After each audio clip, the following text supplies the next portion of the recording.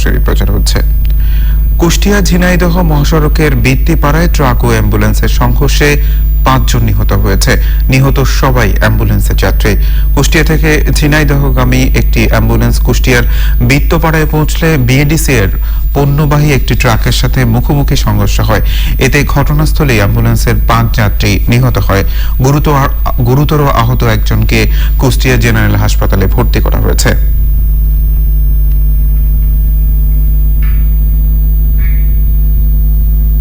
যথাযথ মর্যাদায় ও নানা কর্মসূচির মধ্য দিয়ে সারা দেশে পালিত হয়েছে জেল হত্যা দিবস। প্রতিনিধিদের পাঠানো তথ্য ও ভিডিও চিত্র নিয়ে সুদীপ্তা মাহমুদের রিপোর্ট।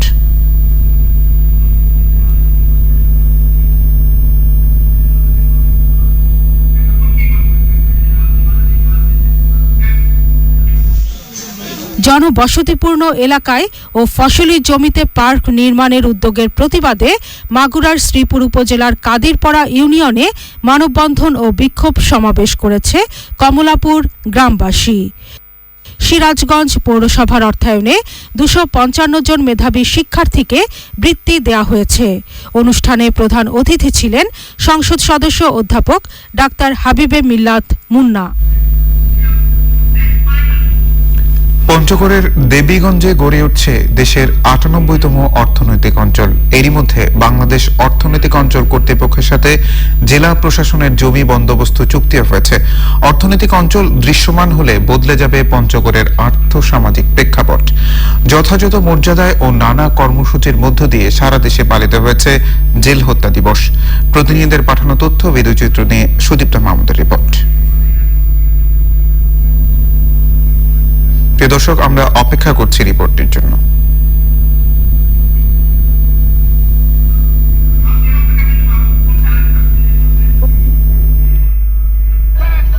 রাজশাহীতে বিভিন্ন কর্মসূচির মধ্য দিয়ে পালিত হয়েছে জেল হত্যা দিবস।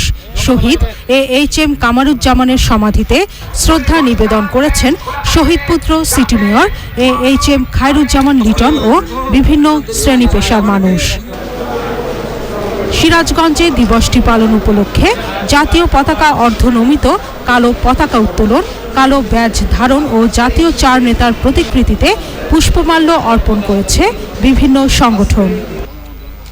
ময়মনসিংহে দিবসটি উপলক্ষে স্বাধীন বাংলাদেশের অস্থায়ী রাষ্ট্রপতি সৈয়দ নজরুল ইসলামের স্মৃতিস্তম্ভে পুষ্পস্তবক অর্পণ করেন বিভিন্ন সংগঠনের নেতারা।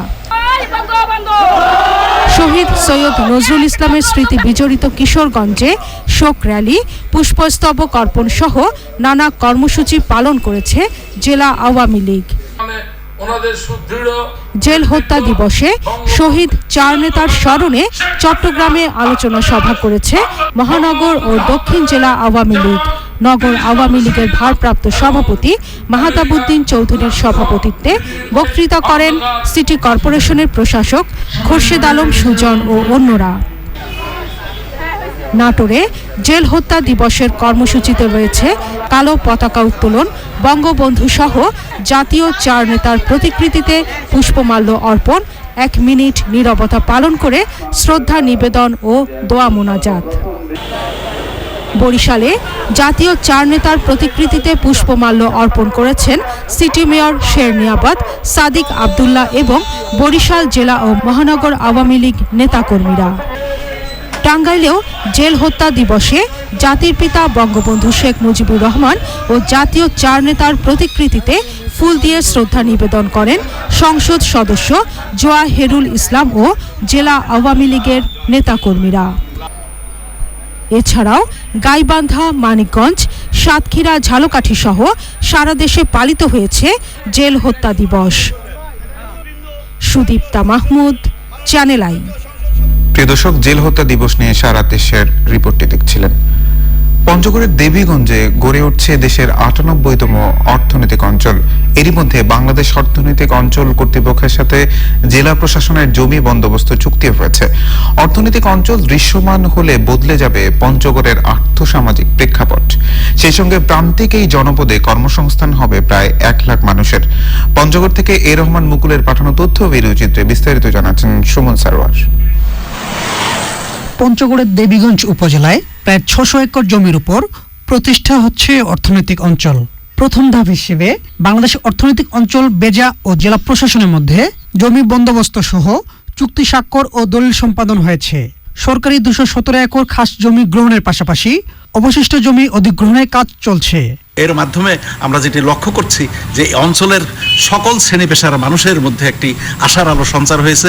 এই অঞ্চলের যে বেকারত্বের যে অভিশাপ আমাদের উত্তরাঞ্চলের এই অঞ্চলের মানুষের প্রধান সমস্যা, এটি লাঘব হবে বলে আমি আশা করি। তাহলে আমাদের বাচ্চা কাচ্চা সুযোগ সুবিধা পায়, এটাই সরকারের কাছে আমাদের আবেদন। আমরা কোনোদিন ভাবি নাই যে এই এলাকায় এই উন্নয়নের কাজটা হবে। আমরা যাই স্বপ্নের মতো একটা উন্নয়নের জায়গা পাচ্ছি। মানুষ এর সুফল পাবে, এর সফলতা পাবে এবং এর মধ্য দিয়েই অর্থনৈতিক অঞ্চলের মধ্য দিয়ে এই এলাকায় আরো প্রাণচাঞ্চল্য অনেক বেশি ফুটে উঠবে। অর্থনৈতিক অঞ্চল দৃশ্যমান হলে জেলার অর্থনৈতিক অবস্থা ও জীবনমানের অনেক পরিবর্তন আসবে বলে মনে করছেন বিশিষ্টজনেরা। 1 লক্ষ কর্মসংস্থানের এখানে সুযোগ তৈরি করা হবে প্রত্যক্ষ এবং পরোক্ষভাবে। এর মাধ্যমে এই অঞ্চলটির যে অর্থনৈতিক এবং সামাজিক যে উন্নয়ন, এই উন্নয়ন অতি দ্রুততম সময়ে অর্জিত হবে। যেহেতু এটি একটি পশ্চাৎপদ উত্তরবঙ্গের এলাকা, এখানকার মানুষের ক্রয় ক্ষমতা, অর্থনৈতিক বিকাশ, উন্নয়ন এবং জীবন মানের তাদের উন্নত হবে বলে আমরা আশা প্রকাশ করছি। দ্রুত অর্থনৈতিক অঞ্চলের কার্যক্রম বাস্তবায়ন করে জেলার উন্নয়নে এগিয়ে আসতে সরকারের প্রতি আহ্বান জানিয়েছেন পঞ্চগড়বাসী। Sumon Sarwar, Channel I. Corona ভাইরাসের কারণে দীর্ঘদিন পর পর্যটকদের যেতে দেয়া হচ্ছে সুন্দরবনে। তবে স্বাস্থ্যবিধি মেনে নিরাপদ ভ্রমণ ও সুন্দরবন সুরক্ষায় কঠোর নজরদারি করবে প্রশাসন। বিস্তারিত ড্যানিয়েল সুজিত বোসের রিপোর্টে। করোনা পরিস্থিতিতে 19 মার্চ থেকে সুন্দরবনে পর্যটক প্রবেশে নিষেধাজ্ঞা জারি করা হয়। 7 মাসেরও বেশি সময় বন্ধ থাকার পর 1 নভেম্বর থেকে পর্যটকদের জন্য খুলে দেওয়া হয়েছে সুন্দরবন। জুড়ে দেওয়া হয়েছে স্বাস্থ্যবিধির নানা শর্ত। একটি পরিবহনে 50 জনের বেশি যাত্রী বহন করতে পারবে না। বনের ভিতর প্রবেশ করতে পারবে না পর্যটকরা। তবে ডিঙি নৌকায় ছোট খালে যাওয়া যাবে। শর্ত মেনেও পরিবেশ ও জীববৈচিত্র্যের সংস্পর্শে আসতে পেরে খুশি পর্যটকরা ও ট্যুর অপারেটররা। ভক্সপপ 7-8 মাস পরে আবার জঙ্গলে যাওয়ার অনুভূতি আসলে এটা বলে বোঝানোর মতো না। বন্য প্রাণী এতদিন যে মানুষের জন্য যেখানে আসতে পারতো না, ফিরে আসতে পারতো না, এখন আমরা ওখানে গিয়ে দেখতে পারবো, এরকম একটা আশা আমরা করছি। আর পর্যটক যদি যারা আছে তারা বন্য প্রাণী বা অন্যান্য পেশির সাথে একটু দূরত্ব বজায় রাখবে। সুন্দরবনে পর্যটক ভ্রমণ শুরু হলেও বনের স্বাভাবিক পরিবেশ বজায় রাখতেও কঠোর নজরদারির কথা জানিয়েছে প্রশাসন। তারা যদি সরকারের নির্দেশনা, বিশেষ করে WHO রুট প্রটোকল অনুসারে তারা SOP মেনটেন না করে, অবশ্যই স্থানীয় প্রশাসন থেকে মোবাইল কোড করে এবং সেটা যাতে শতভাগ প্রতিপালিত হয়, আমরা সেই বিষয়ে কার্যকর পদক্ষেপ গ্রহণ করব। আমি মনে করি যে আমাদের বন কর্মকর্তা কর্মচারী সবাই চেষ্টা করবেন যথাসাধ্য, এবং যারা যাবেন তারাও এই নির্দেশনা মানার চেষ্টা করে চলবেন। কারণ যদি এমন হয় যে খুবই ক্লামজি একটা অবস্থা গেল, তখন কিন্তু আবার সরকারের পক্ষ থেকেই বন্ধ করে দেওয়া আশ্চর্য কিছু না, তাই না? তো সেই জন্য আমাদের সবার এটা মেনে চলা উচিত আছে। সংকটময় পরিস্থিতির সৃষ্টি হলে আবারও নিষেধাজ্ঞা আসতে পারে বলে জানিয়েছেন পরিবেশ, বন ও জলবায়ু পরিবর্তন উপমন্ত্রী। Daniel Sujit Bose, Channel I, Khulna. এই ছিল জনপদের খবর। ধন্যবাদ সবাইকে।